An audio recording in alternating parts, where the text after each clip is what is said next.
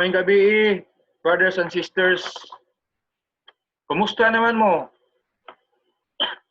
Okay pa mo diha sa inyong tagsak-tagsak panimalay?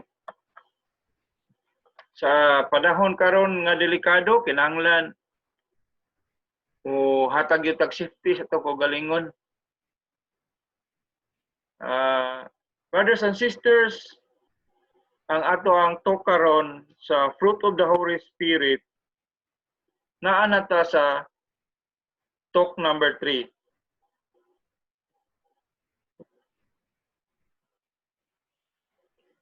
Ang atong title nga igsuon, Meekness and Aggressiveness.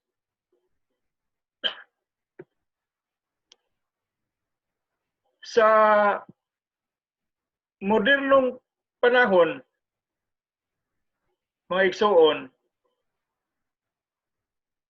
sa modernong kultura, di ay mga igsuon, lahi ang ilang pagsabot sa meekness. Ang meekness kuno mao ang pagkahuyang, walay baruganan, ug kanang dili magtingog-tingog. Sa tinuray lang maigsuon, ang saktong pagsabot kung ikaw meek, duna kay kalig-on sa imong pagkatao nga kontrolado. Kung atong tan-awon ang the great reversal, ang God's ideal versus nato sa kalibutanon nga ideal of greatness. Brothers and sisters, sa Matthew chapter 18 verses 1 to 4, nag-ingon dinhi, at that time the disciples came to Jesus and asked, "Who is the greatest in the kingdom of heaven?" Then Jesus called a little child, set the child in the midst of the disciples, and said, "I assure you that unless you change and become like little children, you cannot enter the kingdom of heaven. Whoever becomes lowly like this child is the greatest in the kingdom of heaven, and whoever receives such a child in my name receives me. If any of you should cause one of these little ones who believe in me to stumble and fall, it would be better for you to be thrown into the depths of the sea with a great millstone around your neck."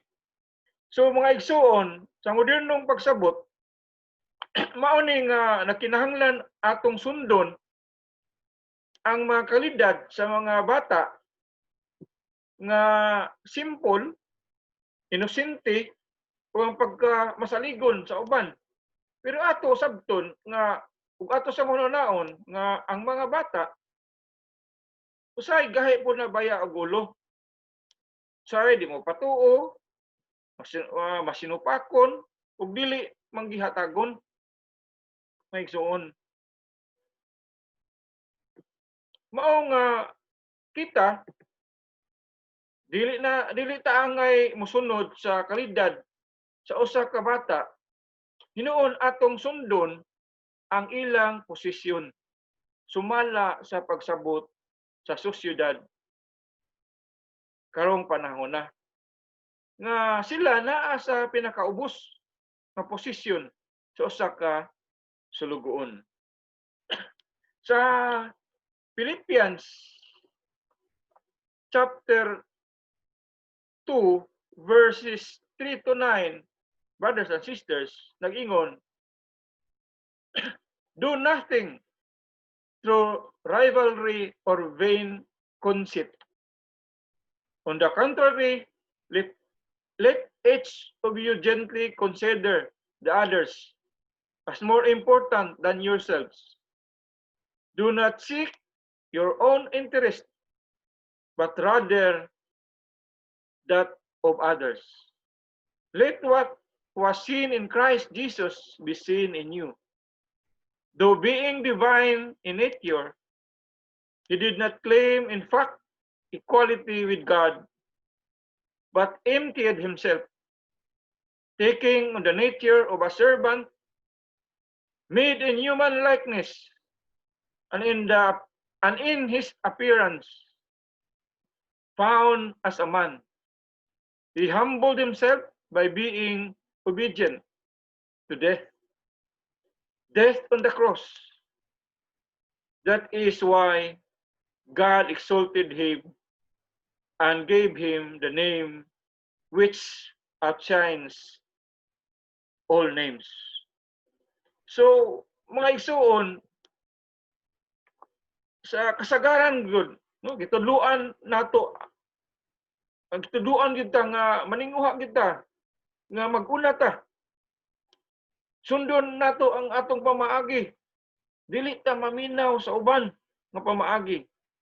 Pero kung ato usab katan-awon, brothers and sisters, Jesus andam og tagana nga magpakasulugoon sa uban.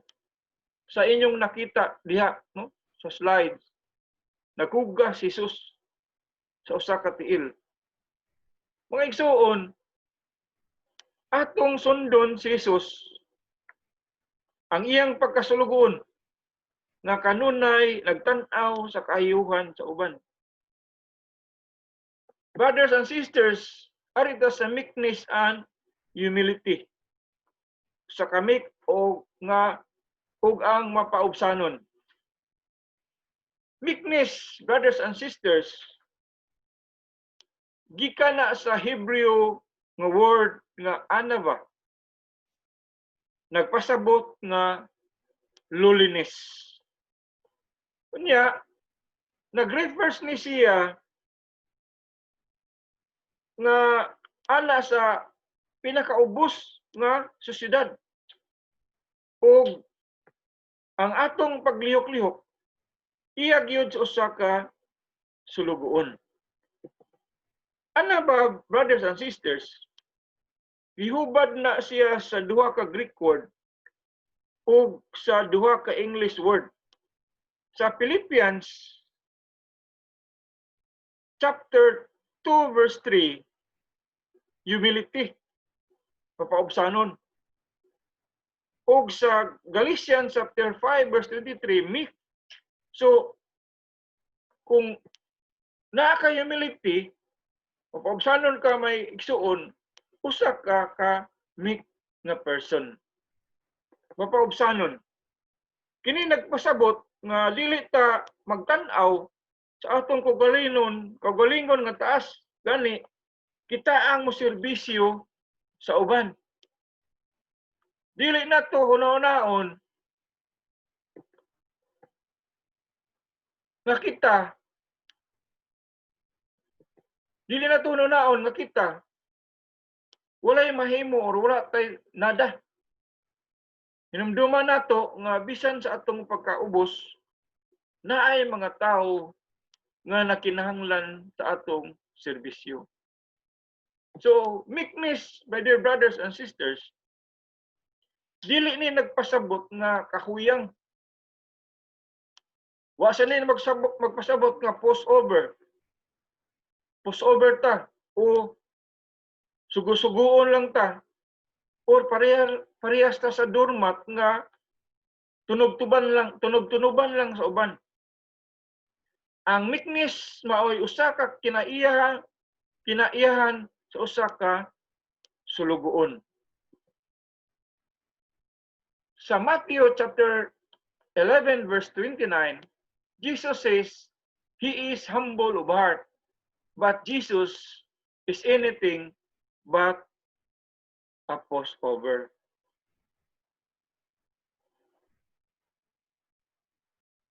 So doon na tayo mga aspeto o being meek Ang una ani mga igsuon, respectful, matinahuron. Sa Sirach chapter 4 verse 8, nag-ingon din ni, to the poor man lend an ear, and return his greeting courteously in meekness, respectful to all, not just to those whose position demand it. So ito ba, nagpasabot din mga igsuon nga atong paminawon ang uban, labi na ang mga pobre, atong tubagon sa pagtubag nga maayo. In meekness, brothers and sisters, kita magtinahuron dyan sa tanan, di lamang sa mga tao nga taas nato, kundi sa tanan yun. Sa Titus chapter 3 verse 2, niingon din ni, show perfect courtesy toward all men. Ang example, even those outside the Christian community. So, ato niya ipakita ang atong pagkamatinahuron sa tanan. Huwag ipili. Bisan ngadto sa uban nga dili mga Kristiyanos. Opposite arrogance, hot arrogance, challenging insolent abuse, cold arrogance, aloof, indifferent, cool. So, ang ikaduha mga igsuon nga aspeto is teachable, kanang matudluan ka. No? Gusto gyud ka sa kamatuoran. Mudawat ka sa mga hununa sa uban. Dili ang imo ra hununa ang masunod. Parehas og narrow-minded nga tao, kundi imong ablihon ang imong hununa sa suggestion sa uban. Open-minded ka. Ang ikatulo, brothers and sisters, obedient, matinumanon, buhaton ang unsay isugo o instruct sa agalon o naa sa otoridad o inyong mga leaders. Maninguha sa paghatag sa mga panginahanglan sa iyang agalon, dili ang iyang kaugalingon nga panginahanglan. Bisan naa sa authority, ang meek person, usag yun ka sulugoon, my dear brothers and sisters. Next, ang ikaapat, dili magsigi og depensa sa kaugalingon. Dili dayon mo react, mag-emotional or mangaway kung dunay mo atake or muaway o mudaot or moabuso nimo, brothers and sisters. Sa number chapter 12 verse 1 to 8, brothers and sisters, nag-ingon, we might tend to fight back but Moses lets God handle it. Ang atong tendency nga kung maigo na gani ang atong pride o ang personal nga kinabuhi, mudipinsa ta, mo-react dayon ta, makig-away pagkay usahay. Inay nga mosulong ta o mo-react ta o mobalos ta, atong hinumduman ang gibuhat ni Moses. Nga ingon siya, ihatag ang tanan o pasagdan niya ang Ginoo ray may balo kanila. Sa 2 Timothy chapter 2 verse 25, nag-ingon diri, brothers and sisters, we do correct opponent, stand up for the truth, but we do it with gentleness, meekness. Dili nato sila pasagdan sa sayop nilang gibuhat nga igsuon, kinahanglan nga mohatag ta og correction ani mga tao nga nakikontra nato. Baragan nato ang kamatuoran, pero atong buhaton with gentleness or meekness, brothers and sisters. Last is leading as a servant.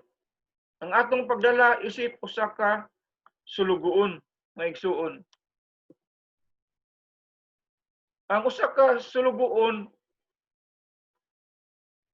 dili mag-apas sa gahom. Dili nimo i-glorify ang imong kagalingon pinaagi sa uban. Kung makita nato, brothers and sisters, ang atong Ginoo si Jesus naghugas sa tiil. Hari siya, hugas sa tiil sa iyang apostoles.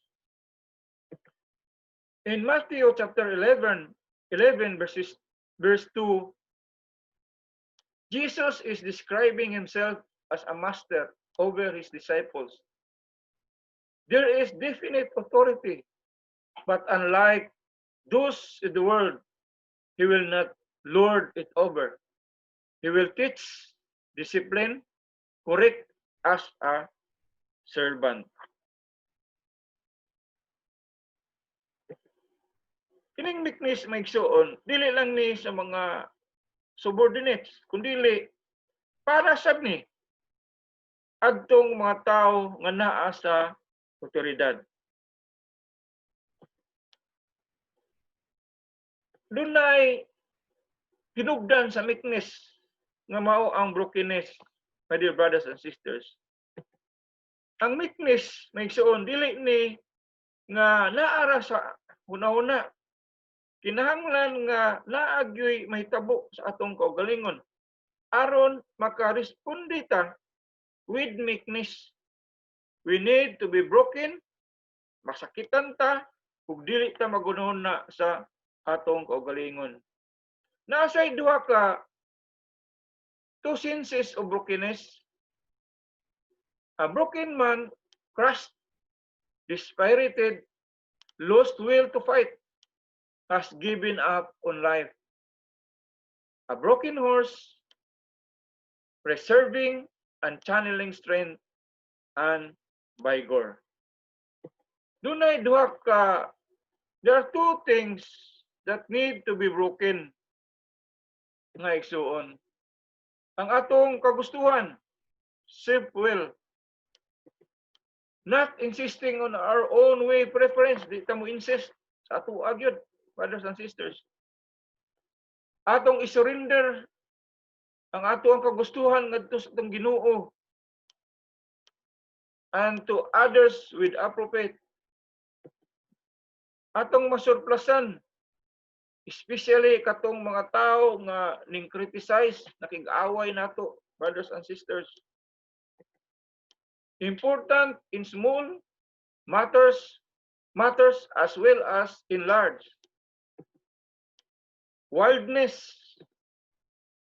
not pushed around by impulse, fear and anger. Di ka magpada sa imong hadlok ug sa imong kasuko. Nga kung maabot na kining panahon na himo sang hunaon, how will the Lord's servant respond? Then ang response sa usa ka servant sa Ginoo will act accordingly, brothers and sisters. Arita sa meekness and zeal. Sa Matthew chapter 21 verses 1 to 13, kung inyong nahinumduman ang triumphal entry sa ni Jesus on Palm Sunday.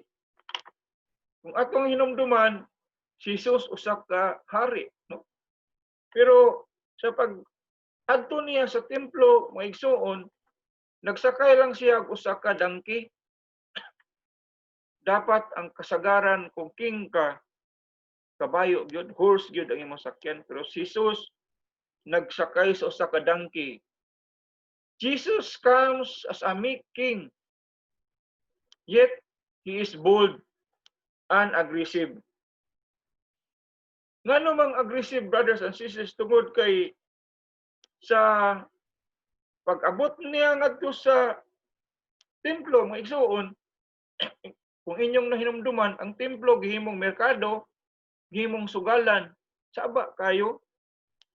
Ang gibuhat ni Jesus, even though he is a meek king, Buod sa siya mga igsoon, iyang gipakundang ang sugal, iyang gipanglabay ang mga lamisa, no?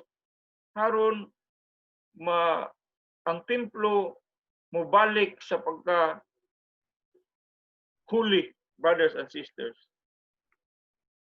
Sa John chapter 2 verse 17 nag-ingon, zeal for your house consumes me.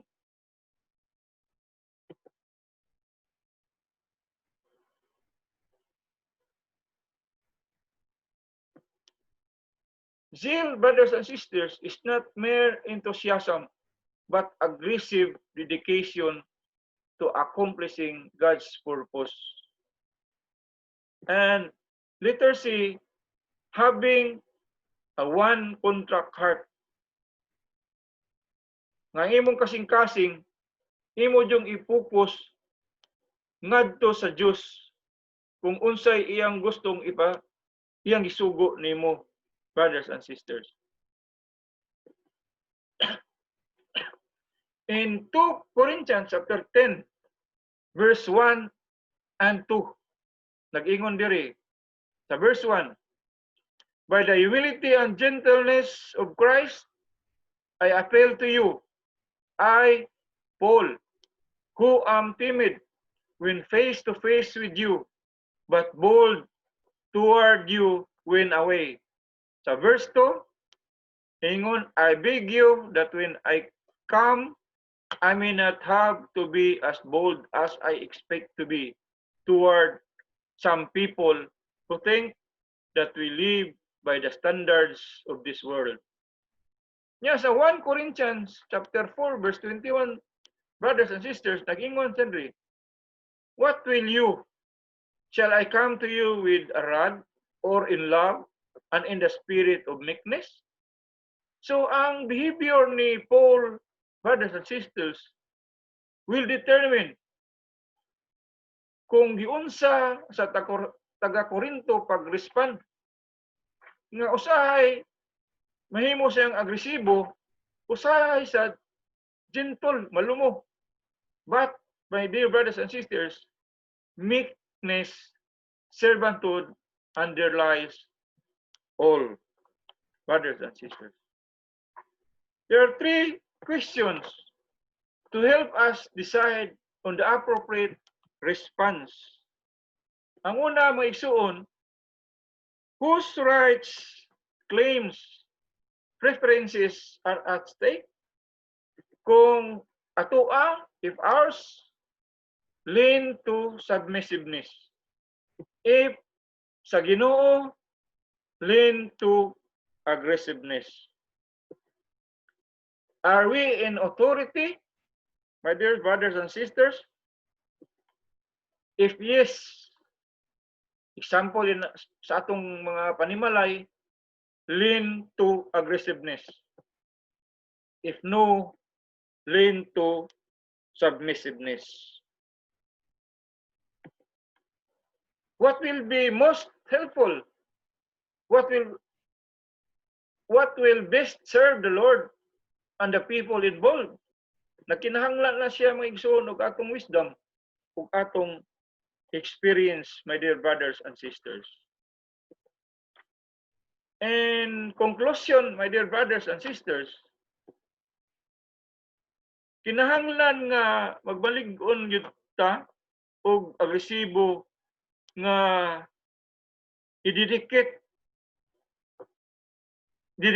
nga mga Kristiyanos diin ang atong mga kusog atong ipakita og ipadagayday sa atong pagserbisyo sa uban.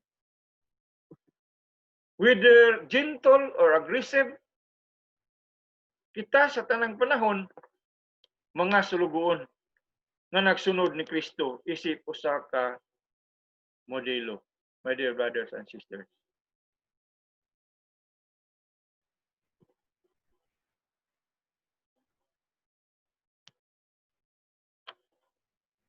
My dear brothers and sisters, na humana ang ato ang talk. Hinaot unta nga inyong nasulod, na internalize ang tanan aron inyong magamit sa inyong paglihok-lihok or sa atong dinis ato ang community couples for Christ.